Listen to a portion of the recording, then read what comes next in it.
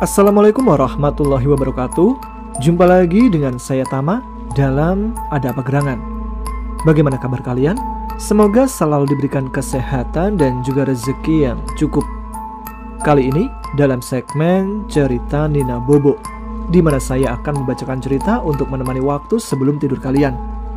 Dan kali ini ada cerita kiriman dari Bang Aris atau Arya Kelana di Indramayu. Sebuah cerita yang sudah melegenda di daerah Cirebon dan Indramayu. Cerita tentang ajian jaran goyang.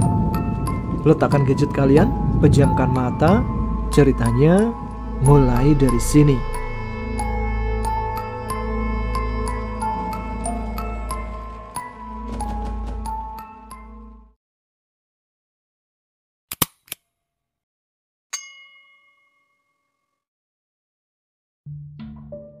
Assalamualaikum Mas Tama dan teman-teman Ada Apa Gerangan. Semoga dalam keadaan sehat selalu.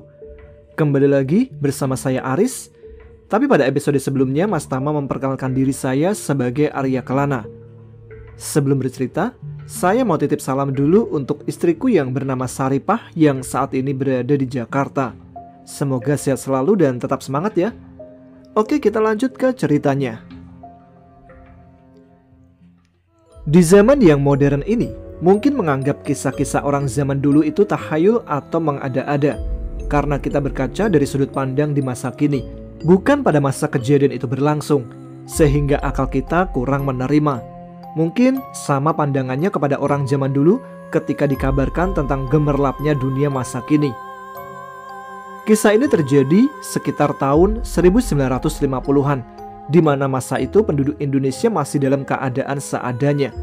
Rumah-rumah masih menggunakan lampu minyak. Pakaian masih banyak yang menggunakan bekas karung terigu. Sulaman tambalan sana-sini. Makanan pun masih akrab dengan jagung dan singkong. Meskipun padi sudah ada, tapi itu menjadi makanan yang mewah dan mahal. Hanya para orang kaya yang bisa makan nasi setiap hari. Ketika itu, di daerah Cirebon, hiduplah keluarga miskin yang bernama Baridin. Ia hanya memiliki seorang ibu yang sudah tua, sekitar 60 tahun. Dan Baridin yang kala itu usianya baru 19 tahun, sudah sangat terbiasa dengan pekerjaan di sawah. Pekerjaannya hanyalah buruh tani, dan itu pun hanya untuk kebutuhan sehari-hari. Baridin sama sekali tidak pernah menjalani pendidikan di sekolah rakyat, karena keadaannya yang mengharuskannya mencari nafkah. Tapi dia menjalaninya dengan tabah meski ia merindukan kasih sayang seorang ayah. Kadang Baridin melamun, kenapa nasibnya bisa begini? Pengen rasanya seperti orang lain, bisa menikah, punya istri. Pagi-pagi disiapkan sarapan. Kalau makan ada yang menemani. Kalau di sawah ada yang mengantarkan makanan. Tidur pun tidak sendiri. Dia pun berharap-harap dan menghayalkan semua itu. Di pagi hari itu, terlihat Baridin yang sedang tidur di atas dipan atau lincah di samping rumahnya, dan di sampingnya ada beluku atau senjata andalannya untuk membajak sawah yang ditaruh di atas punggung kerbau. Rupanya dia begitu kantuk karena semalam full menonton wayang kulit bersama temannya di desa sebelah, acara perkawinannya anak juragan tanah yang tentunya sangat meriah. Di zaman itu, hiburan wayang kulit menjadi hiburan populer di antara pertunjukan ronggeng ketuk dan tari topeng. Di acara wayang kulit itu begitu ramai tua muda menikmati hiburan. Apalagi pemuda-pemuda yang masih jomblo. Mereka asik kasak-kusuk untuk memberanikan diri berkenalan dengan wanita yang disukainya. Baridin dan temannya Gemblung di Nulur ini begitu asik mengamati wanita-wanita cantik yang menonton di samping penjual kacang rebus. Blung, lihat tuh cewek yang baju coklat bunga-bunga, cantik banget ya. Rambutnya ikal bergelombang, alisnya tipis, hidungnya mancung, bibirnya kayak buah kepundung merah. Aku jadi ngayal pengen jadi pasangannya. Rasanya bahagia banget kalau aku jadi kekasihnya, Blung. Pasti kamu kunci terus dalam rumah ya, Din? Iya, Blung. Jangan sampai kadal berbulu buaya kayak kamu ngelirik dia. Rugi aku. Jangkrik, pelit banget sih kamu sama temen. Cuma lirik doang aja gak boleh. Ya gak bisa, Din, itu inceranku tuh. Emangnya kamu berani, Din, ngajak kenalan itu cewek? Dari pakaiannya aja kelihatannya dia orang kaya, Din. Putih bersih. Tuh, lihat aja. Dari mereka berenam, cuman tuh cewek aja yang digodain pemuda-pemuda cap kadal tepar itu. Overdome. katanya sambil menirukan gaya menir Belanda marah. Aku nggak boleh kalah saingan nih Blung. Ayo kita deketin Blung. Bakero ikut-ikutan juga menirukan tentara Nippon yang ngomel-ngomel. Kamu mau babak belur Din? Tuh cowok ada 5, kita cuma berdua. Bisa-bisa kita yang babak belur kalau nekat nyari masalah ke sono. Iya ya Blung, jangan sampai nggak bisa garap sawah besok Blung. Mana bayarannya udah kukasben lagi sama Mang Bunawas. Mang Bunawas adalah julukan warga desa kepada juragan Wasbun, jadi diplesetkan menjadi Bunawas. Pantesan kamu mau nyamperin tuh cewek Din, ngandelin duit 25 perak kasbonan tadi sore lu. Hehe, iya Blung. Ya gimana lagi Blung, lahan bisnisnya cuma dia doang. Aduh Din, duit 25 perak aja bisa bikin kamu ngimpi kawinin tuh cewek. Baridin pun tiba-tiba melesat mendekati ke-6 cewek itu yang digodain cowok-cowok itu, yang sepertinya sudah terlalu berlebihan. Hei, pasin dia, jangan macam-macam ya. Kelima cowok itu pun berhenti dan berpaling pada Baridin, dan kesempatan itu dipakai ke-6 cewek untuk kabur. Mau apa kamu? Jangan ikut campur urusanku. Sambil memegang gagang golok di pinggangnya. Dalam hati Baridin bergumam, waduh, bisa game nih aku kalau nekat ngelawan. Ah, nyerah aja lah. Cewek-cewek juga udah pada kabur, aku kabur juga deh. Akhirnya Baridin pun kabur bersama Gemblung. Haha, penakut kamu, baru digertak aja udah kabur Din.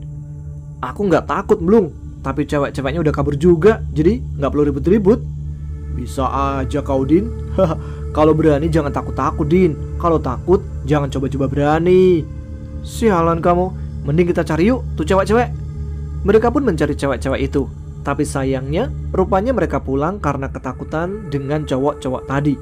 Akhirnya kedua sahabat itu pun nonton wayang di bawah pohon pisang sambil makan kacang rebus dan telur asin, jajanan khas kalau ada hiburan di desa. Pagi harinya datanglah Mang Bunawas alias Wasbun membawa tumpeng dan lauk pauk karena di kampung zaman dulu sudah lumrah pekerja di sawah dikirimi makanan untuk sarapan dan makan siang. Berhubung di sawah Baridin belum juga muncul, maka ia menyusulnya ke rumah dan bertemulah dengan ibu Baridin yang bernama Mbok Wangsih, umurnya sekitar 60 tahunan lebih. Mbok adalah sebutan atau panggilan sopan kepada wanita yang sudah tua. Kalau Nyi atau Nini, sebutan untuk wanita yang lebih sepuh. Punten, punten, Mbok, Mbok, Baridin ada tidak? Mangga. Ada Mang Bun. Mari sini masuk. Ada apa yang nyariin Baridin? Gak usah Mbok, di sini aja. Oh ya Mbok, ini tumpengnya disimpan di dalam aja. Baridin saya suruh garap sawah saya kok belum datang juga ya. Saya ngirim makanan ke sawah, gak ada kerbau, gak ada Baridin. Emangnya Baridin kemana Mbok? Wah, makasih Mang Bun. Oh, disuruh meluku toh. Meluku nama alat bajak sawah dan meluku adalah sebutan untuk pekerjaan membajak sawah. Sebentar ya, saya bangunkan dulu. Walah, anaknya masih tidur. Mbok Wangsih segera membangunkan Baridin. Cung, Cung, bangun. Di depan ada Mang Bunawas tuh. Katanya kamu disuruh meluku di sawahnya. Iya Mbok. Baridin pun segera menemui Mang Bun di depan rumahnya. Aduh Din, gimana sih? Saya tunggu di sawah gak datang-datang. Ayo cepat, garap sawahnya. Para tetangga kanan kiriku udah pada beres tuh. Tinggal aku aja yang belum. Aduh, mohon maaf Mang Bun. Semalam saya nonton wayang jadi masih ngantuk. Jangan sampai gak berangkat Din. Baridin pun menghela nafas. Mau tidak mau ia harus berangkat ke sawahnya Mang Bun. Sebentar Mang Bun. Sawahnya yang sebelah mana ya? Di pinggir jalan kereta api atau yang di pinggir gubuk selatan kampung sana? Bukan Din, itu loh yang di barat kampung agak mojok ke utara, dekat pohon widara yang besar itu. Sebelah kanannya sawah Mang Karsida bukan? Di sebelah timurnya Karsida. Sebelah kirinya Mang Warkat ya? Bukan Din, selatannya Warkat. Sambil mikir, depannya Daspan. Dasapan ya? Aduh, bukan. Utaranya Daspan Din. Sudah, aku duluan saja. Nanti kau susul aku. Patokannya pohon widara. Kau duduk di situ, biar dimakan wewe gombel. Baridin pun cengengesan. Iya Mang Bun, saya nyusul. Jangan sampai nggak nyusul, Din. Siap Mang Bun. Baridin pun segera beres-beres alat-alat welukunya. Tidak lupa ia mencuci muka dan minum air putih setelah menyantap beberapa suap nasi untuk menambah tenaganya bekerja. Sambil melangkah, ia pun bernyanyi kidung Jawa untuk menghibur hati yang gundah gulana, memikirkan wanita cantik semalam yang ia sukai. Baridin yang jomblo itu begitu terpesona dengan kecantikan gadis desa yang ia lihat semalam. Wajah cantiknya, putih kulitnya, manis senyumnya, nyanyian-nyanyiannya pun tak henti-hentinya memuji kecantikan keindahan wanita itu. Sampai ketika di persimpangan jalan, dia pun bertanya pada orang-orang yang sedang berkumpul di warung pojokan desa. Punten Mang, sampean tahu nggak sawahnya Mang Bunawas? Katanya jalannya ke sini. Sini Kang. Sampean lurus, belok kiri, lurus lagi, belok kanan, lurus lagi, belok kiri, maju lagi sekitar 100 meter, nanti ada Widara. Nah, di sekitar itu sawahnya. Sambil berharap agar Baridin cepat pergi, agar tak ikut-ikutan nongkrong menanti cewek cantik yang berbelanja di warung tersebut. Wah, muter-muter ya, bikin bingung. Makasih ya, biar aku lihat dulu ke sana. Baridin pun segera beranjak dengan memanggul weluku di pundaknya. Tidak berselang lama, ada seorang wanita cantik yang terlihat bingung mengingat belanjaannya. Tadi mama nyuruh membeli apa aja ya? Gula pasir setengah kilo, cabai rawit 1/4 kilo, terasi 3 biji, ikan cucutnya berapa ya? Lupa aku. Mama adalah panggilan untuk ayah. Biasanya anak-anak yang dimanja manggilnya mama, dan ibu dipanggil Mimi. Saat mengingat-ingat belanjaannya, ia pun dikagetkan oleh ulah jahil laki-laki yang pada nongkrong di sana. Hayo, mau kemana manis? Makin hari makin cantik aja. Mau nggak akang anterin? Wah, bikin kaget aja. Idih, apa-apaan sih? Gak bosan-bosan ya kalian godain saya terus? Orang mau belanja di warung malah dikagetin. Sana-sana, pada mandi dulu. Bau kerbau nih. Cewek itu meledek cowok-cowok yang mengganggunya dan berharap lekas pergi dari situ. Ikan betik, ikan kerapu. Cewek cantik, mau nggak jadi istriku? Pemuda itu pun merayunya dengan berpantun ria dan disemangati teman-temannya. Ikan betik keinjek kuda, kudanya makan ketan. Emang iya aku cantik jelita, mana mau sama pemuda yang mukanya kayak setan. Cowok-cowok pun riuh bergembira merasa senang cewek cantik itu berbalas pantun dengannya. Hahaha, kasihan deh lu dikatain setan. Jalan-jalan naik kereta, keretanya nyasar ke Surabaya. Neng cantik, siapa yang punya? Mau nggak sama AA punya sepeda 2? Idih, sepeda bodol aja dipamerin. Udah sana, jangan ganggu aku lagi. Aku bilangin mama nih. Mama. Woi, kabur. Dia manggil bapaknya tuh. Gawat, bisa dipentungin kita semua. Mereka pun kabur. Dan dari kejauhan terlihat Baridin yang kembali dari sawah karena tidak menemukan sawahnya Mang Bunawas pun melihat cowok-cowok itu pada kabur diomeli seorang cewek. Dan samar-samar dari kejauhan Baridin melihat, kok kayak cewek cantik tadi malam ya? Baridin pun segera menghampirinya. Kamu cewek cantik yang tadi malam ya? Kenalin dong, namaku Baridin. Ini lagi satu, malah ikut-ikutan godain aku. Aduh, sana-sana deh, pergi. Gak usah deket-deket, bau kebo tahu. Malah ngatain bau kebo. Malam Rebo beli baju, bajunya warna biru. Biar bau kebo, aku masih punya weluku buat melamarmu jadi istriku. Punya weluku aja mau ngelamar cewek, gak mikir ya kamu? Semut hitam, makannya gula. Gulanya ditaruh di atas pintu. Memangnya aku udah gila mau nerima kamu jadi suamiku? Emangnya salah menyukaimu? Asal kamu tahu ya, yang lamar aku itu orangnya kaya, punya rumah, punya mobil, punya banyak sawah. Sedangkan kamu cuman punya weluku. Gak usah mimpi ya. Dengan centilnya mengajak Baridin, sehingga membuat Baridin semakin gemes kepadanya. Masalah cinta kan soal hati, bukan masalah harta. Apalagi aku lelaki, ya berhak dong memilih wanita yang dicinta. Mendingan aku gila daripada dipilih kamu jadi istri. Sana-sana urusin kebomu, bau nih. Sambil mendorong Baridin, Baridin pun segera pulang sambil meledek cewek itu. Baridin nyeletuk. Halangan balik, halangan ketemu cewek centil. Biarin centil juga, aku mah cantik. Aduh, ada-ada aja sih di jalan ketemu cowok-cowok gak jelas. Baridin pun berpura-pura pulang dan sembunyi di kebun warga. Dia berencana menanyakan pada pemilik warung siapa wanita itu. Setelah selesai, cewek itu pulang, Baridin segera ke warung itu dan bertanya. Setelah tahu nama cewek itu, bernama Ratminah, anaknya Bapak Dam, orang kaya yang pelit dan keras kepala. Baridin pun merasa senang bisa tahu namanya. Sementara itu, di rumah Bapak Dam, dia menanti-nanti anaknya belum juga pulang dari warung. Aduh, punya anak satu ini hilang kemana ya? Ke warung aja beli gula kopi kok nggak pulang-pulang. Nambah-nambah pikiran puyeng aja. Sudah puyeng masalah mimpi semalam, malah nggak pulang-pulang dari warung. Bikin khawatir aja. Tapi masalah mimpiku, siapa ya yang tahu artinya?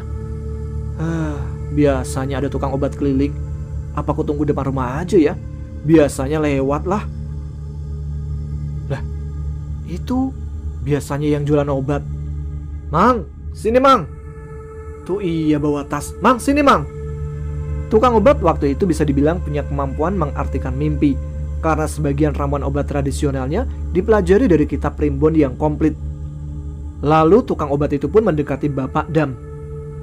Sampeyan manggil saya Pak, pengen beli obat apa nih? Obat kuat ya? Iya, obat kuat buat ngajar sampeyan. Sembarangan aja kamu. Biasanya seumur sampeyan nyarinya obat kuat. Ngomong-ngomong, ada perlu apa ya Pak?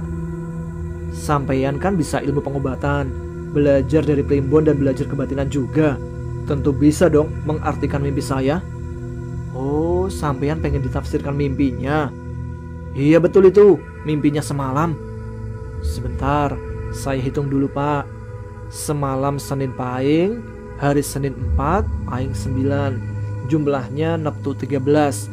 Dihitung Sasmitaning Roh Daradasih Cokrobowo, jatuhnya pada Sasmitaning Roh. Artinya mimpi yang serius atau ada artinya yang nyata. Lalu neptu 13 dihitung Dina Sasi tahun Windu, jatuhnya pada Dina. Paling lama 7 hari 7 minggu 7 bulan mimpinya akan terjadi. Coba lihat tangan kirinya. Aduh Mang, saya kira sampean ngitung buat togel di jumlah-jumlah segala. Ini, lihat yang benar tangan kiri saya. Itu cara menghitung mimpi Pak dari leluhur. Wah, dasar orang kaya ya. Tangannya kayak pelabuhan, banyak kapalnya. Ini mah kapalan Mang, bukan kapal pelabuhan. Bisa aja sampean. Sebentar ya, saya lihat dulu.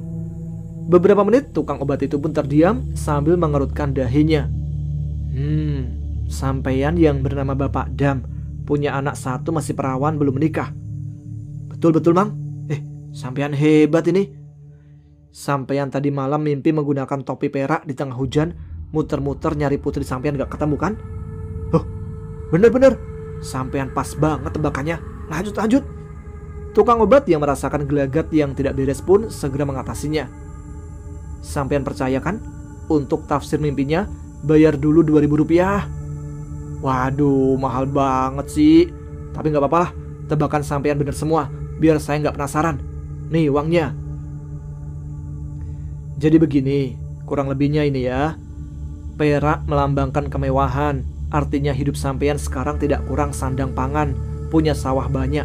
Singkatnya sampeyan menjalani hidup kaya raya sekarang. Cuman akan menemukan halangan. Bener. Terus halangannya apa tuh? Dilempar duit halangan mesti minggat Mang. Belum tentu sampean bisa Pak. Perlambangnya tafsir mimpi sampean akan kehilangan emas sebesar 100 gram. Atau anak sematawayang sampean akan jadi gila. Pak Dam pun seketika marah besar karena ditafsirkan putrinya akan gila. Dia pun berdiri sambil menggebrak meja. Kurang ngajar. Asalnya dari mana anak saya bisa gila? Dasar tukang obat setan. Minggat sana. Kuhajar matamu. Saya kan orang kaya, mana mungkin anak saya gila? Sampean jangan semena-mena Pak sama saya. Yang butuh bantuan kan sampean. Yang manggil-manggil saya tadi sampean. Sekarang malah ngamuk-ngamuk. Setan? Artinya kamu menghina saya? Saya orang kaya masa punya anak satu jadi gila? Sialan. Minggat sana. Pergi yang jauh. Jangan balik ke sini. Tukang obat pun segera berlalu pergi. Sebelum ia ingat masalah bayarannya bisa diminta kembali, karena 2000 zaman itu sangat besar. Ternyata benar, firasat tukang obat itu ketika melihat garis tangannya, ia juga melihat tabiat orang itu. Angkuh, sombong, keras kepala. Makanya, ia minta bayaran dulu sebelum menafsirkan mimpi orang itu. Setelah itu Ratminah datang dari warung bercerita bahwa dia digodain cowok-cowok di warung. Hari itu diwarnai canda tawa Ratminah menertawakan derajat cowok-cowok yang melamarnya di tengah jalan, menertawakan pakaian mereka, pekerjaan mereka. Rupanya mereka tidak punya rasa belas kasih pada orang-orang miskin, malah menjadikan kesusahan mereka sebagai hiburan di siang hari. Sementara itu, di rumah Baridin, Mang Bun pun marah-marah karena Baridin tidak kunjung datang, lalu menghampiri rumah Baridin. Din, keluar Din. Wah Mang, maaf, tadi nggak ketemu sawahnya, ada halangan di jalan. Halangan apa Din? Kamu ada-ada aja, kalau kamu nggak datang ya harus ganti kasbonan kemarin dan tumpeng tadi pagi. Ya pokoknya halangan Mang. Gimana kalau besok aja Mang, saya janji besok datang. Ya udah, besok harus datang. Baridin pun merasa bahagia mengetahui nama wanita tersebut. Seiring berjalannya waktu, Baridin semakin hari semakin berat rasa cintanya dan semakin tergila-gila dengan Ratminah. Setiap kali Ratminah belanja ke warung, selalu ia ikuti dari kejauhan. Akhirnya, Baridin pun memberanikan diri bicara dengan ibunya karena dia sudah tidak tahan, tersiksa lahir batin karena tersiksa cintanya belum tercapai. Bo, bolehkah aku minta satu permintaan, Bo? Kamu mau minta apa, Cong? Kamu tahu sendiri kan, Bokmu ini cuma tukang tanam padi, Cong. Jangan minta yang aneh-aneh. Sambil menatap sedih anaknya yang berhari-hari sering melamun di lincah samping rumahnya. Baridin, anak sematawayang dan anak yatim. Ayahnya meninggal ketika ia masih kecil, sehingga dia menjadi kebanggaan ibunya, menjadi curahan kasih sayang ibunya. Lain tabiatnya dengan Bapak Dam yang orang kaya, terkesan sombong dan kata-katanya sering menyakiti orang lain, sehingga Ratminah tidak segan-segan jika berkata. Ia tidak peduli omongannya menyakiti hati orang atau tidak, karena dia pikir mana ada yang mau melawan orang kaya sepertinya. Mbok, gimana ya? Mbok mau nggak ngelamarin Ratminah anak Bapak Dam itu untuk Mbok? Aduh Cong, Bapak Dam itu orang kaya raya, mana mungkin mau nerima kita Cong? Kalau sama anaknya besar ini, mau nggak Din? Nggak mau Mbok, dia budek. Aku nggak bisa suka sama wanita lain Mbok. Semenjak ketemu Ratminah, siang malam aku selalu terbayang-bayang Mbok. Bikin gak enak tidur, gak enak makan. Nyebut Cong, kita sama mereka itu beda derajat Cong. Carilah yang seukuran sama kita. Artinya Mbok gak sayang sama saya. Tega kah Mbok ngelihatku setiap hari susah tidur, gak doyan makan? Mbok, daripada Baridin gak tercapai dengan Ratminah, lebih baik Baridin mati Mbok. Baridin pun meraih tali temali untuk mengikat kerbau dan naik ke atas pohon untuk bunuh diri. Mbok Wangsih pun akhirnya mengalah.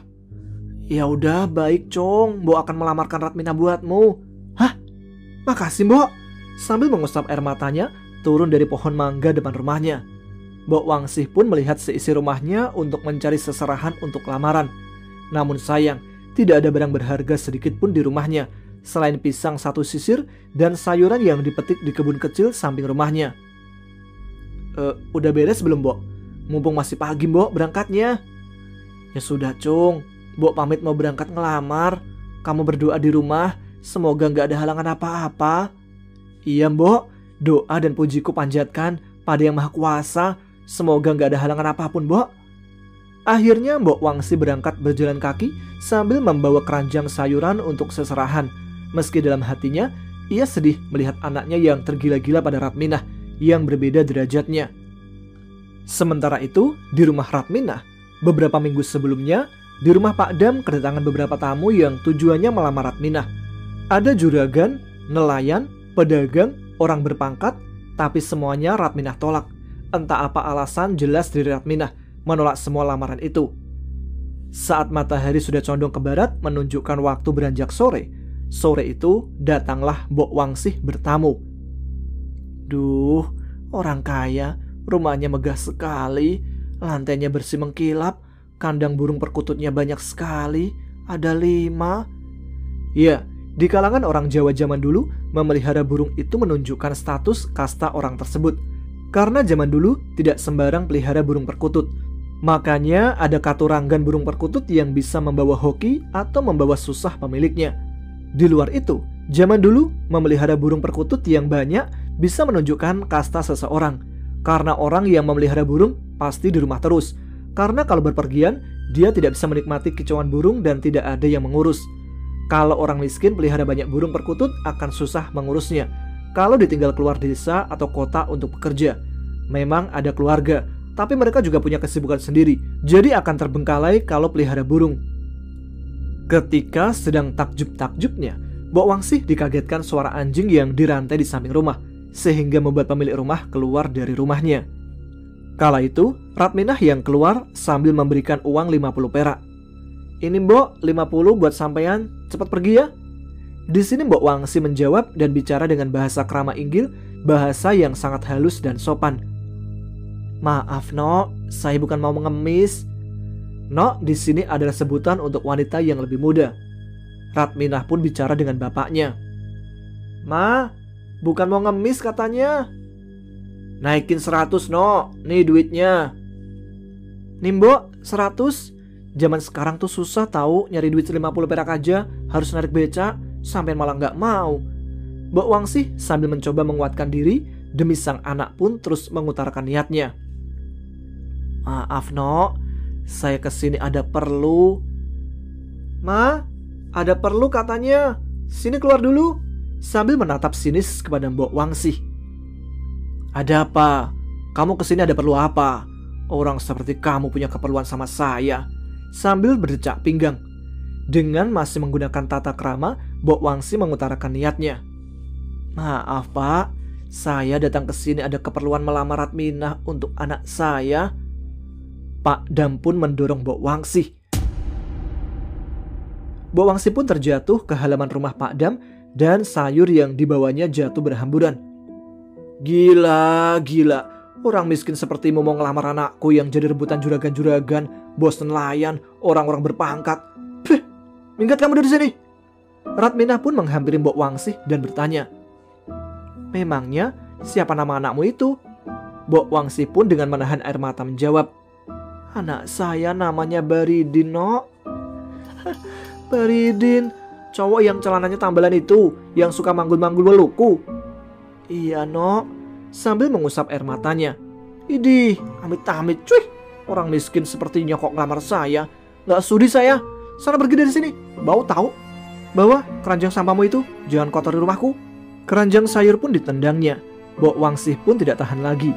Sambil memunguti sayurannya, segera berlalu pergi. Sementara Baridin yang terlalu bahagia karena berhayal lamarannya diterima, dia pun memanggil temannya Gemblung ketika melewati depan rumahnya, karena merasa jenuh menunggu tidak ada teman ngobrol. Blung, sini Blung. Hei, kayaknya kamu lagi seneng nih Din. Bagi-bagilah kalau dapat rezeki. Aku lagi seneng Blung, sebentar lagi jadi pengantin. Kamu mau kan jadi panitia mengatur semuanya? Karena kamu teman dekatku. Iya, aku sih mau aja Din. Emangnya kamu mau kawin sama siapa Din?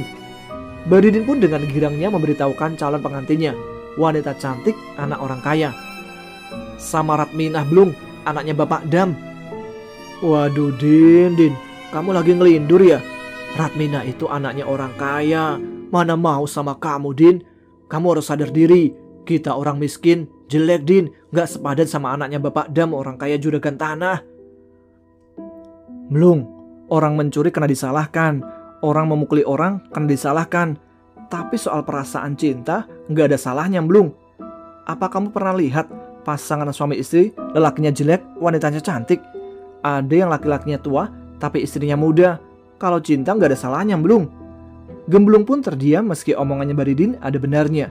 Tapi dia gak bisa mengukur diri. Jadi Gemblung mendukung saja. Ya, saya sih sebagai teman dia mendukung saja Din. Iya Blung, aku lagi nunggu Mbok Wangsih, lagi ngelamar Ratminah Blung.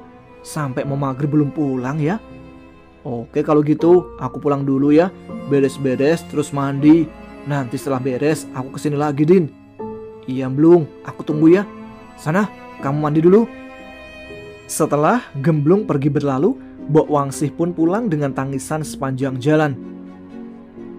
Mbok Wangsih kenapa Mbok? Ada apa? Kenapa seserahnya dibawa kembali? Apa rumahnya nggak ketemu? Ketemu, Cong. Kalau ketemu rumahnya, menghadap kemana? Kandang burung perkututnya ada berapa? Rumahnya ngadep ke selatan. Kandang burungnya ada 5. Iya bener. Terus apa diterima Mbok lamarannya? Sambil terisak, Mbok Wangsih menjawab, Duh Baridin, kenapa kamu dari kecil senang banget nyakitin orang tua? Sudah ku bilang kalau kita itu gak sepadan sama keluarga Ratmina. Kamu malah ngotot segala. Lamaran ditolak mentah-mentah, Din. Yang lebih sakitnya, Mbok dicaci maki, diludahi. Rasanya hancur sekali hatiku, Din. Apa Mbok? Mbok ditolak? Yang bener Mbok, Ratmina sampai ngeludahinmu Mbok. Iya Cong, kamu tega sekali sama orang tua. Begitu susahnya dibilangin orang tua. Ampun 1000 kali ampun Mbok. Kalau ini sangat menyakitimu. Aku pun tidak terima kalau kau dihina diludahi. Lebih baik aku mati Mbok, kalau sampai tak bisa jadi satu dengan Ratmina. Aku pamit Mbok, jangan cari anakmu ini Mbok. Permisi Mbok. Mbok Wangsih pun tidak bisa menjawab apa-apa, hanya menangis yang bisa dia lakukan. Setelah Gemblung selesai mandi, dia pun kembali ke rumah Baridin. Ketika sampai ke rumah Baridin, tidak ada banyak percakapan. Mbok Wangsih pun menyuruh Gemblung segera mencari Baridin, takut dia gelap mata dan mengakhiri hidupnya. Setelah muter-muter mencari Baridin, akhirnya Gemblung menemukannya sedang duduk di pos ronda di hadapan api unggun yang dibuatnya.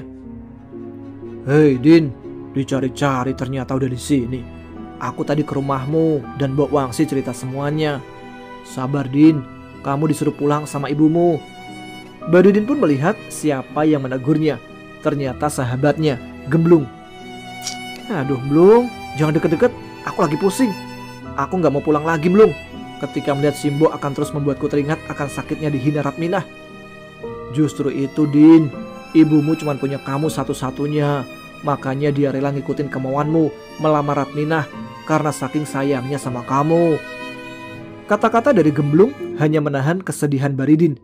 Tanpa sadar air mata Baridin menetes di wajah datarnya tanpa ekspresi Baridin. Rupanya luka itu begitu dalam, bergelut dengan rasa cinta yang begitu pahit kenyataannya. Dalam hatinya, Baridin bingung harus berbuat apa untuk melegakan hatinya agar sedikit lega menarik nafas dalam dadanya.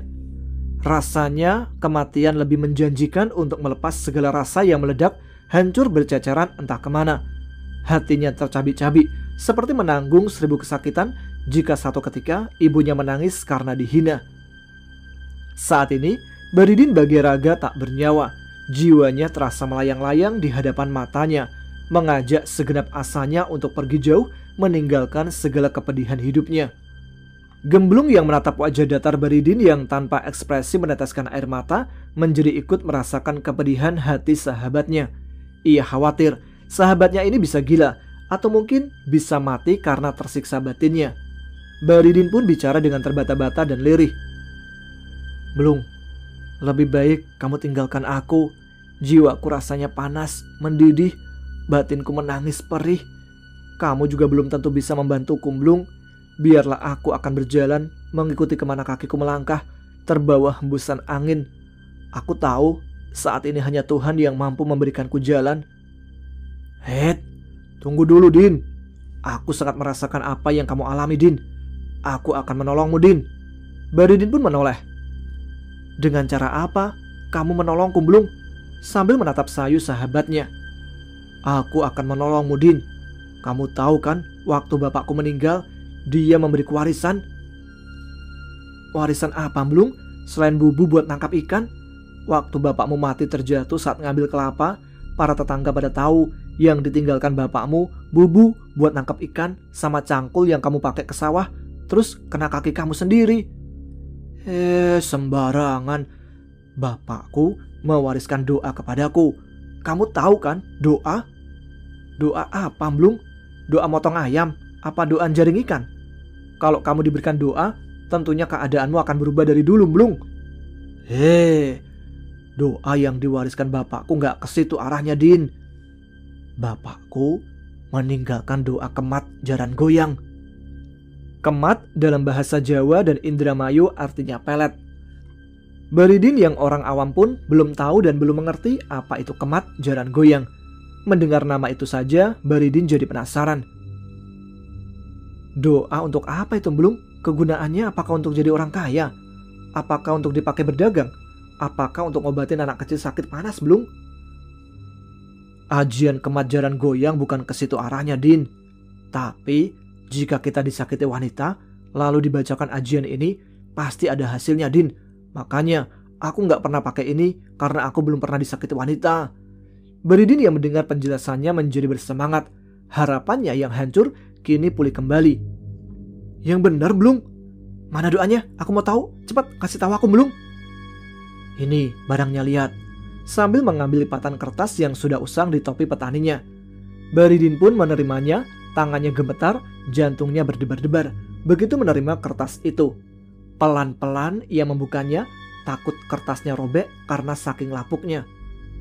Wih, tulisannya bahasa Jawa kuno, Blung. Kertasnya sebagian bolong dimakan rayap, Blung. Iya, Din. Itu warisan dari uyutku dulu, turun ke kakek dan bapakku. Kalau kamu mau ya harus menjalani lelaku dan ritualnya, Din. Mau, Blung, mau. Terus lelakunya gimana, Blung? Malam Jumat nanti kamu mandi keramas dan sudah harus berhenti makan minum. Lelakunya 40 hari tidak makan minum. Lebih bagus tidak makan, tidak minum, tidak tidur. Itu lebih bagus. Gimana? Sanggup gak? Hah? 40 hari 40 malam tidak makan, tidak minum, tidak tidur juga. Meski rasanya lelaku 40 hari 40 malam itu begitu berat, tapi Baridin memilih menjalaninya. Daripada ia mati jadi bangkai yang sia-sia, lebih baik ia mati dalam berusaha. Karena pilihannya, hidup terus-terusan terhina atau mati karena frustasi, atau berusaha membalaskan sakit hatinya karena dia dan ibunya dihina. Lebih baik kita menderita selama 40 hari 40 malam daripada aku menderita selamanya. Dengan mantap Baridin berkata, baiklah, aku sanggup, Blung. Benar-benar sudah nekat kamu, Din. Baiklah, begini tata caranya. Saat malam Jumat jam 12 malam, kamu niatkan dalam hati meminta izin ibu bapakmu, lalu bacalah rapalan kemat jaran goyang ini. Setelah menyebut nama surat minah, kamu gejluk bumi 3 kali. Dan ingat, bacanya di luar rumah, dan jangan sampai di bawah pepohonan. Cari lapangan atau tegalan yang luas. Oke, Blung, terima kasih. Kamu sudah memberikan sedikit ketegaran batin kepadaku. Akan kujalani lelaku ini. Aku minta izin padamu dan segenap leluhurmu untuk melakoni lelaku ini yang diwariskannya kepadamu. Iya, Din, aku restui. Semoga cita-citamu tercapai. Sambil sedih, duh, Blung, gak ada kawan sebaik kamu. Ngerti saat teman kesusahan. Tak kusangka, walaupun kamu orang miskin sama sepertiku, tapi kamu keturunan orang sakti mandraguna, punya aji kawijayan penghasihan. Duh, Blung, sekali lagi aku minta tolong sama kamu. Misal aku jalan ke sana kemari sempoyongan dan mati di pinggir jalan, tolong kuburkan aku, Blung. Jangan sampai bangkaiku jadi penyakit buat orang-orang. Iya, Din, tenang saja. Setiap hari akan aku amati dari kejauhan. Ya sudah, Blung, sementara aku lelaku 40 hari, aku akan kerja garap sawah Mang Bunawas karena aku masih punya hutang, Blung. Ya sudah, Din, aku pulang dulu. Iya, Blung, nanti malam aku mau mandi keramas di kali dan merapal ajian kemat jaran goyang. Dan Gemblung pun pulang ke rumahnya meneruskan pekerjaannya. Sementara itu, di rumah Ratminah, ketika sedang ngobrol-ngobrol di teras bersama bapaknya, terdengar bunyi cicak yang disambut suara tokek. Bapak Dam pun iseng menghitung suaranya. Celaka rejeki, celaka Gak bunyi lagi. Kalau ngitung tokek dari rejeki dulu makanya, Ma. Tuh, biar aku saja yang ngitung, Ma. Rejeki, celaka, celaka terus, Ma, ngitungnya. Tokek kurang ajar itu, Mah, No. No, udah malam, mending kamu tidur. Nanti ya Ma, ini kan malam Jumat, malean dulu Ma, lagian aku belum ngantuk.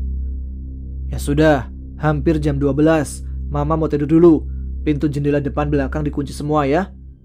Iya Ma, duluan saja kalau mau tidur.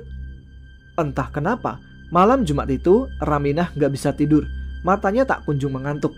Saat duduk di ruang tamu, dia merasakan merinding sekujur badan sampai membuat dia ketakutan dan segera memasuki kamar sambil meringkuk menutup selimutnya. Ia terus membatin, ada apa ya ini? Gak kayak biasanya. Sementara Baridin yang sudah selesai mandi di sungai sambil membaca niat mandi suci untuk melakoni ajian kemat jaran goyang, segera berjalan menuju tegalan di luar desanya, ditemani obor di tangannya. Sambil bergumam, rasanya kok aku merinding sekali dan takut begini ya.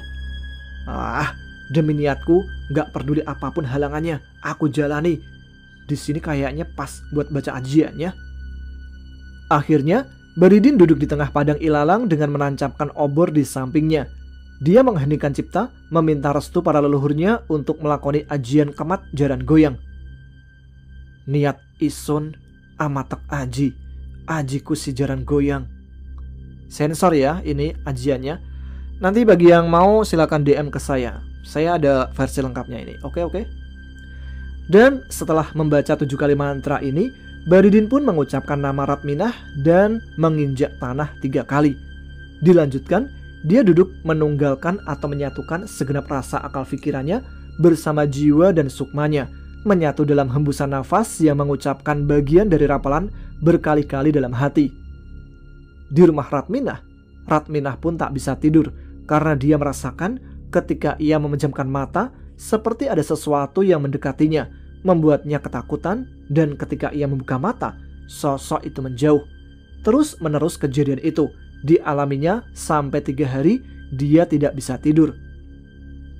Baridin yang sudah mantap jiwa raganya pun semakin kuat menjalani lelaku itu meski ia tidak tidur. 3 hari pertama, Baridin merasakan kepalanya begitu berat karena tidak kunjung tidur.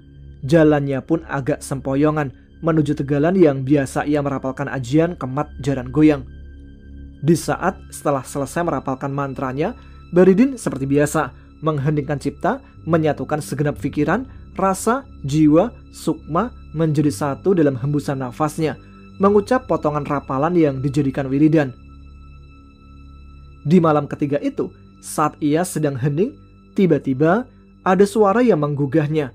Sosok itu berbadan normal seperti manusia, berjubah putih, berjenggot putih, dan memakai penutup kepala putih berupa sorban yang dililitkan di kepalanya. Sosok itu menatap sayu Baridin yang sangat bersungguh-sungguh dalam semedinya. Sosok putih itu pun menyapa Baridin. Cong, Baridin, buka matamu, Cong. Baridin yang sudah menyelam dalam semedinya perlahan membuka mata. Sendiko dawuh eyang. Entah mengapa hati Baridin seakan menyuruhnya bicara begitu. Di hadapan sosok kakek bercahaya putih dan melayang di hadapannya, dia tidak merasa takut. Hanya sedikit kaget ada seseorang yang menggugah semedinya. Apakah kamu masih kuat, Cong? Apakah kamu tidak mau mundur dari niatmu itu? Mohon maaf, Eyang. Saya akan terus menjalani lelaku ini sampai tercapai segala cita-cita saya membalas sakit hatiku dan Mbok Wangsih. Baiklah, Cong. Kalau begitu niatmu, melihat kejadian yang kamu alami dan kesungguhan yang kamu alami, maka aku akan memberikanmu sedikit keringanan. Kamu boleh tidur hanya di siang hari, tapi dalam keadaan berdiri, tidak boleh di bawah rindang pepohonan. Dan malamnya bersemedilah di sini sampai fajar menyingsing. Mendengar itu, Baridin merasa senang dan dia pun bertanya siapakah Eyang tersebut. Aku adalah permohonan doamu yang kau rapalkan setiap malam. Setelah itu, Eyang tersebut menghilang dari hadapan Baridin dalam sekejap mata. Baridin tersenyum bahagia karena lelakunya ini direstui oleh Eyang penunggu ajian kemat jaran goyang. Seiring waktu berlalu, di mana saat itu sudah 10 hari Baridin menjalani ritual puasanya, dan di rumah Ratminah ketika itu di pagi hari, Ratminah sedang memasak nasi di dapurnya. Dia duduk melamun di hadapan tungku apinya. Di hatinya merasakan kerinduan ingin bertemu dengan seseorang, tapi ia tidak tahu dengan siapa. Di pikirannya terus memikirkan siapa yang ia rindukan. Hatinya merindu, pikirannya terus mencari. Dan yang terjadi, dia hanya bengong saja. Dan ketika mengambil piring, lalu piring itu pun terjatuh dan pecah. Dia pun kaget dan berteriak, spontan memanggil nama Baridin. Dia pun menangis haru. Ternyata yang berhari-hari ia pikirkan, tapi tidak jua ia dapatkan jawabannya, adalah Baridin. Seketika ia pun memunguti pecahan piring di lantai dan dia pun seperti menemukan sesuatu yang hilang yang dicari-cari oleh pikirannya. Dan hatinya bagi dipeluk oleh rindu ketika tahu siapa yang ia rindukan. Dalam benaknya, ia teringat senyuman Baridin ketika menggodanya di jalan. Teringat akan indahnya rayuan Baridin. Hatinya semakin ingat dan semakin tumbuh rasa cintanya. Berhari-hari ia pun memikirkan Baridin siang dan malam. Ia gelisah memikirkan Baridin. Hatinya berkata, cepat lari, temui Baridin. Tapi rasanya masih malu walau hatinya menangis menahan rindu. Dan di pagi hari itu, Ratminah yang sedang menyapu lantai rumahnya dipanggil oleh ayahnya. Ratminah, Ratminah. Ratminah tidak kunjung menjawab. Padahal jaraknya hanya 4 meter saja. Pak Dam yang bingung putrinya itu diam saja dipanggil, dia pun mencoba melemparkan sendok di hadapan Ratminah. Baridin, Baridin. Latah kekagetan Ratminah memanggil Baridin.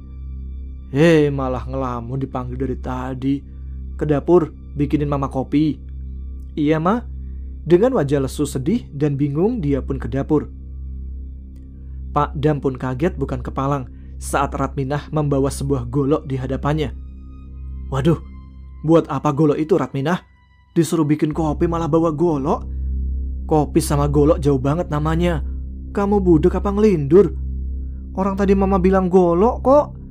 Ratminah berlalu ke belakang dan pergi keluar rumah. Dia celingak-celinguk mencari orang lewat, dan ada seorang pemuda yang lewat. Ratminah pun memanggil pemuda itu. Mat, sini Mat. Iya. Casmat menghampiri Ratminah. Mat, mau nggak kalau aku suruh? Disuruh apa nih? Tapi jangan sampai ketahuan mama ya. Nih, aku kasih upahnya 100. Disuruh apa dulu? Sebenarnya aku takut dimarahi bapakmu. Mau nggak panggilin anu siapa? Nggak usah deh, malu aku Mat. Ada aja kamu ini. Manggil siapa sih? Terus duitnya di gimana? Udah, buat kamu aja deh. Aku malu, Mat. Ya udah, makasih ya.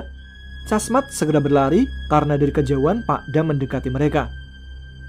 Ratminah. Siapa tadi itu? Kamu suruh apa dia? Nggak jadi, Ma.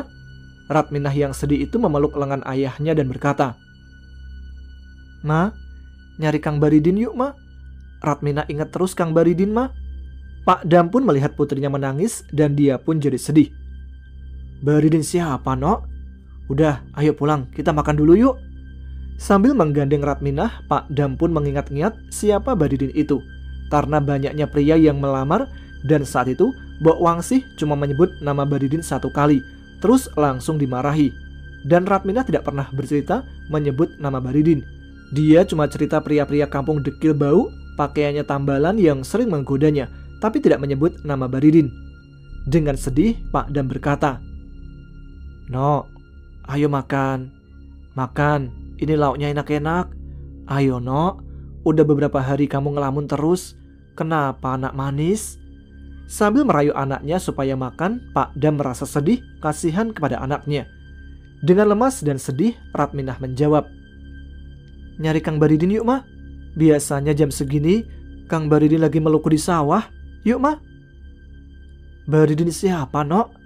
Duh, kenapa jadi begini sih? Dengan manja seperti meminta mainan, Ratminah merayu. Ayo, Ma, ke sawah, Ma. Aku kangen sama Kang Baridin. Sementara itu, ketika Baridin menjalani lelaku di hari ke-9, rasa-rasanya badannya panas. Dan ketika semedi malam hari, dia didatangi puluhan makhluk halus dari wujud kuntilanak, pocong, gendruwo, tuyul, dan lain-lain. Saat Baridin tengah larut dalam semedinya, dia ditegur oleh makhluk halus yang biasanya hanya lalu lalang terbang di sekitarnya, Kini mereka mengajak Baridin berinteraksi. Dengan suara besar, genderuwo menyapanya. "Hei anak manusia, hentikan semedimu. Apa yang kau inginkan sehingga semedimu menggemparkan lelembut di sini?" Baridin tidak bergeming, terus melanjutkan semedinya. Lelembut yang geram itu mendekati Baridin, berniat menggagalkan lelakunya. Tapi begitu dia melangkah satu jengkal, makhluk itu terpental kesakitan dan langsung menghilang. Meski dahaga yang menyekik lehernya begitu menyiksa, tapi dia terus melanjutkan lelakunya. Meski matanya buram melihat sekeliling, dia tetap berdiri tegak untuk tidur sekenanya. Meski tidurnya tidak lebih dari 5 menit, karena sambil berdiri, begitu akan terjatuh ia terjaga kembali dan merasakan sedikit kesegaran di matanya karena beberapa menit bisa terlelap. Pada hari ke-25, dia hampir tidak sadarkan diri. Badannya yang sudah kurus dengan cekungan di sekitar bola mata yang menghitam, dia sudah tidak merasakan bagian tubuhnya, tapi masih bisa ia gerakkan. Di malamnya ia semedi, datanglah godaan yang hampir membuatnya gagal. Ketika itu, Baridin dihampiri tuyul-tuyul membawa uang berkarung-karung. Dengan suara cempreng, tuyul berkata, "Hei manusia, kita diutus raja kami untuk memberikanmu ini. Buka matamu." Baridin pun membuka matanya melihat siapa yang mendatanginya. Begitu ia melihat tuyul-tuyul berjumlah puluhan dengan memanggul karung berisi uang, ia hampir tergoda. Ia berpikir kalau Eyang memberinya keringanan tidur, hanya berdiri saja, tidak lebih. Pergi kalian. Saat ini aku tidak membutuhkan itu dari kalian. Pergi, jangan ganggu semediku." Baridin pun melanjutkan semedinya, dan makhluk-makhluk itu pun berlari berhamburan saat akan mendekati Baridin, karena badan Baridin memancarkan cahaya merah panas mengusir tuyul-tuyul itu.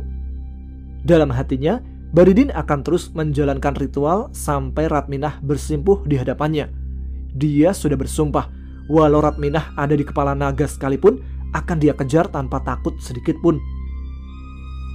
Sementara itu, Ratminah semakin hari semakin tidak karuan.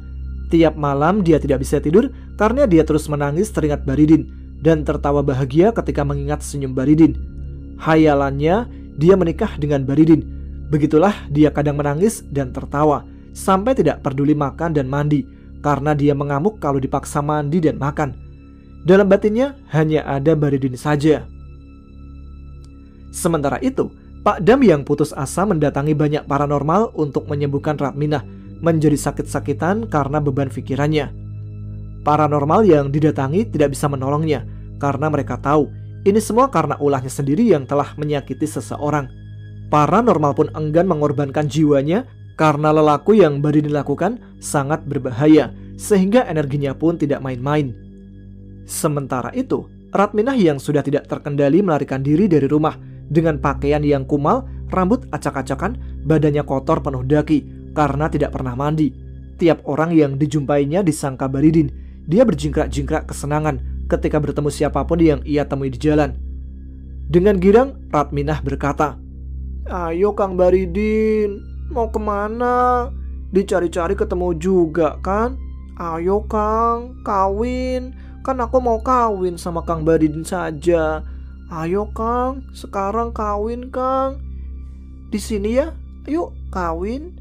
Sambil menarik-narik tangan lelaki yang dia temuinya di jalan, sehingga orang-orang pada menonton aksi Ratminah menangkapi lelaki yang ia temui.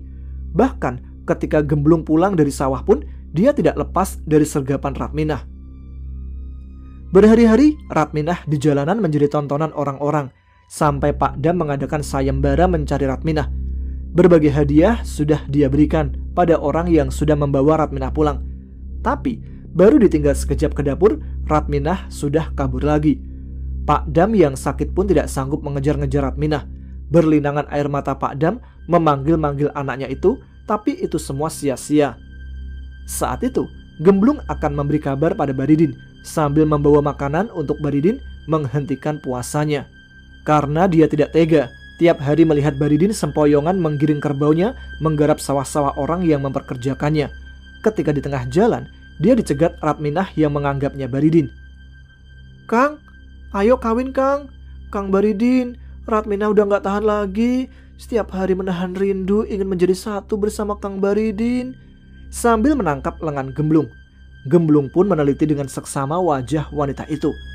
Wah, ternyata Ratminah jadi gila. Belum genap 40 hari dia sudah jadi edan jejaranan. Kesana kemari tak terkendali, seperti kuda yang ingin kawin tidak menemukan pasangannya. Gemblung pun mencoba melepaskan cengkeraman tangan Ratminah dari tangannya. Lengannya dicengkram sangat kuat, sehingga Gemblung mencoba membujuknya. Iya, ayo kita kawin. Tapi lepasin dulu tangannya, sakit ini. Ayo lepasin dulu cantik. Bener ya Kang, kita kawin nanti sore Kang. Hiburannya wayang kulit ya Kang. Duh, Kang Baridin, jangan tinggalin aku. Aku gak sanggup lagi Kang. Iya enggak kok. Setelah lepas cengkraman tangannya, Gemblung pun segera kabur dan bersembunyi agar tidak dapat ditemukan Ratminah. Setelah aman, Gemblung segera menuju ke sawah di mana Baridin sedang membajak sawah. Dari kejauhan, dia begitu iba melihat Baridin berjalan sempoyongan, jatuh bangun mengikuti langkah kerbaunya. Gemblung pun tidak tahan menitikkan air mata melihat Baridin yang kurus kering itu tertatih melangkah di tengah hamparan sawah. Din, istirahat dulu sini Din. Gemblung, tanggung Blung, belum sore. Sini dulu, ada perlu nih mau ngasih kabar sama kamu. Gemblung pun segera menghampiri Baridin untuk menyampaikan kabar. Dengan penasaran, Baridin bertanya, ada kabar apa Blung? Sebentar, ngomongnya agak mundur Blung, jangan deket-deket, nanti nabrak dadaku. Nyata Din, nyata, aku yang menyaksikan sendiri. Si Ratminah nyata jadi gila Din. Dengan antusias, Baridin berkata, yang benar Blung, jangan bercanda. Serius Din, malah tadi aku lihat dia jadi tontonan orang-orang Din. Jadi nyata, mempan ajian kemajaran goyang itu Blung. Ya nyata Din, malah sekarang Bapak Dam sakit-sakitan Din, mikirin anaknya yang kabur dari rumah, dibawa pulang kabur lagi. Tersiksa batin ya Blung Pak Dam. Blung, kamu jadi saksi ajian kemajaran goyang. Ratminah nyata jadi edan gara-gara menghina Mbok Wangsih. Iya Din, aku yang menyaksikannya sendiri. Sekarang cita-citamu sudah tercapai Din. Mendingan kamu buka aja Din. Aku gak tega melihatmu Din. Badanmu kurus ringkih, cekungan mata sudah dalam dan menghitam. Kamu buka saja Din. Nih, aku bawa singkong bakar. Dengan sedikit linglung, lupa pada makanan, Baridin menjawab, singkong ya Blung, untuk isi perut ya Blung. Yang dimakan melewati mulut itu ya Blung. Dikecap di lidah biar ada rasanya itu Blung. Masih mahal harganya Ratminah Blung. Terima kasih ya, terima kasih. Tapi kalau untuk buka, nanti dulu Blung. Sebelum aku mengeluarkan unek-unekku disakiti Ratminah di hadapannya. Setiap hari pun orang yang punya sawah mengirimku makanan, tapi aku tolak Blung. Sebelum terbalas sakit hatinya Mbok Wangsih dihina, dicaci maki, diludahi oleh Ratminah. Terima kasih Blung, kamu sudah menolong sakit hatiku ini. Berarti kamu sudah benar-benar nekat banget ya Din. Iya Blung, bermacam-macam godaan yang udah aku ceritakan padamu tidak membuatku gentar Blung. Jin, setan, demit alas tidak membuatku mundur Blung. Walau badanku rasanya lemas, keringat udah gak keluar lagi. Kadang-kadang siang aku melihat kerbau gak bisa kulihat Blung. Dengkul rasanya mau copot. Aku jalan kalau gak pegangan di ekor kerbau selalu jatuh Blung. Duh, sampai segitunya Din. Aku gak tega liatnya. Ya sudah, kamu yang kuat-kuat ya Din.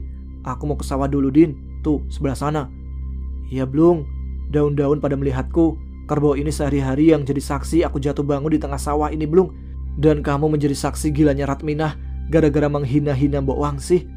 Ya sudah, hati-hati Blung. Iya Din, kamu yang kuat-kuat ya Din. Baridin pun meneruskan pekerjaannya membajak sawah sambil terus menghibur diri, melantunkan kidung-kidung Jawa. Ketika waktu menjelang sore, Baridin yang pandangannya sudah buram melihat seseorang berjalan menyusuri pematang sawah. Dengan penasaran, Baridin membatin, siapa itu ya? Jalan di pematang sawah, sempoyongan, ringkih raganya, rambutnya acak-acakan. Ratminah dengan terisak, Kang Baridin, Ratminahnya ikut Kang. Ratminah? Iya Kang, aku Ratminah. Ayo kita pulang Kang. Ratminah capek nyari Kang Baridin. Segitu cantiknya, segitu lincahnya dulu. Sekarang acak-acakan, jalannya sempoyongan, pakaiannya kotor belepotan lumpur debu. Ratminah capek nyari sampean, Kang. Mau capek mau tidak terserah, bukan salahku. Ini salahmu sendiri. Menangislah sehari 7 kali. Walau air matamu bisa mengisi telaga, tidak bakal Baridin iba kepadamu. Orang tuaku satu-satunya kau hina, kau caci maki. Ratminahnya ikut, Kang. Kemanapun Kang Baridin pergi. Baridin mengingatkan dengan menyindir. Jangan tergila-gila padaku. Apa kamu gak ingat riwayat dulu itu?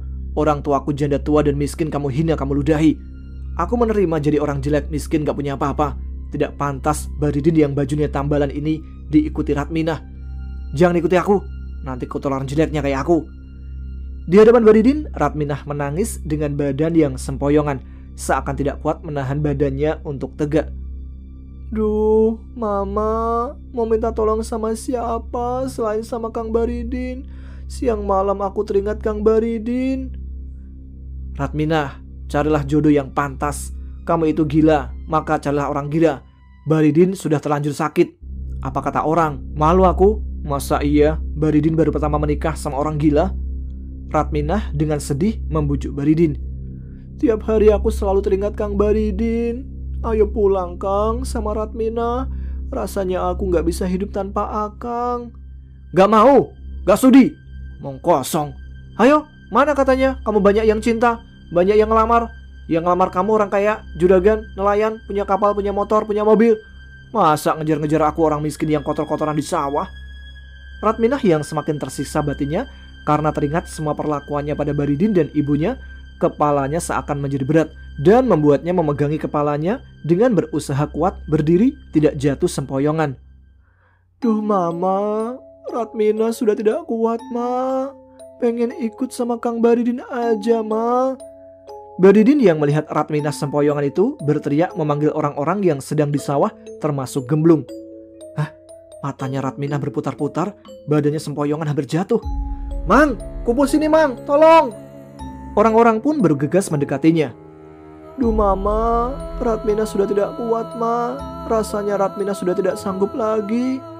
Lalu Ratminah pun terjatuh di pelukan Baridin, sehingga membuat Baridin terduduk dan memangku badan Ratminah. Orang-orang bertanya, kenapa Din? Ini kenapa Din? Ratminah Mang, Ratminah belum, sekarat, jatuh di pangkuanku belum. Ratminah menggapai pipi Baridin dengan tatapan sayu. Ratminah bersuara dengan lemah tertatih-tatih. Kang Baridin, maafin Ratminah, Kang. Ratminah ikut sampean saja, Kang. Lalu nafas Ratminah tersengal-sengal untuk menarik nafas panjang, tapi tidak sanggup lagi, menandakan itu akhir dari hidupnya. Dia meninggal di pangkuan Baridin di tengah sawah. Baridin pun menggenggam tangan Ratminah di saat-saat terakhirnya. Aduh Mang, gimana ini Mang? Ratminah meninggal di pangkuanku. Aku gak menyangka jadi begini. Belum, kamu tahu jadi saksi belum? Iya Din, aku gak menyangka Din. Woi Mang, ayo kita urus jenazahnya dikubur di mana? Dikubur di pinggiran sawah saja belum? Kalian kabarkan pada Pak Dam sana. Saat orang-orang pergi ke rumah Pak Dam menyampaikan kabar, hal tak terduga pun terjadi. Din, kamu kenapa Din? Mang, itu Baridin, pegangin Mang.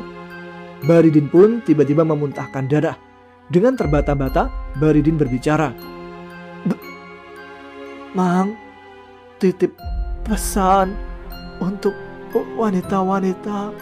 Kalau nggak suka pada pria, tolaklah secara halus. Kalau nggak jadi satu pun nggak apa-apa, bisa menambah persaudaraan. Sampaikan maafku pada Mbok Wangsih Blung. Dengan menyerukan nama ibunya, Baridin menghembuskan nafas terakhirnya. Pak Dam yang dikabari bahwa anaknya meninggal pun seketika kaget dan menemui ajalnya, sehingga orang-orang yang berkumpul di pinggir sawah itu pun menyimpulkan bahwa jasad Baridin dan Suratminah ingin dikuburkan berdampingan. Maka dikuburkanlah keduanya di pinggir sawah. Hingga berjalannya waktu sampai saat ini, cerita ini begitu melegenda di wilayah Cirebon dan Indramayu. Konon, Para pelaku seni yang melakonkan cerita Baridin ini di tahun 80-90-an, sebelum melakoni cerita Baridin, mereka datang ke makam Baridin untuk nyekar, kirim doa, dan meminta izin untuk membawakan cerita kehidupannya. Dan para pelaku kesenian drama itu sukses membawakan sejarah Baridin dan Suratminah sampai menjelajah penjuru kota Cirebon dan Indramayu. Sebelum dibangun rumah-rumah penduduk di sekitarnya, dulunya makam Baridin dan Ratminah ini hanya diberi tumpukan bata merah di sampingnya, dan sekitarnya adalah rawa-rawa. Dan sekarang makam Baridin dan Suratminah ada di desa Jagapura, Blok Baridin, Kecamatan Gegesik, Kabupaten Cirebon. Dan cerita Baridin serta Suratminah akan terkenang sepanjang masa sebagai suatu pembelajaran bagi sesama manusia lainnya. Dikisahkan, asal-muasal kitab ajian Kemat Jaran Goyang yang berkembang di sekitar Cirebon dan Indramayu adalah milik Syekh Zainal Ali Abidin atau Syekh Ali Hasan, ulama dari lereng Gunung Ciremai, punya murid Ki Buyut Manguntapa, dan satu lagi Daeng Andi dari Sulawesi, yang dikisahkan peristiwa Ki Buyut Manguntapa dengan Nini Pelet yang berusaha merebut kitab ajian Jaran Goyang. Selanjutnya, mungkin kita akan membahas lebih jauh siapa Nenek Pelet yang dikenal menghuni Gunung Ciremai yang ada di Jawa Barat. Sekian dari saya, terima kasih. Wassalamualaikum warahmatullahi wabarakatuh.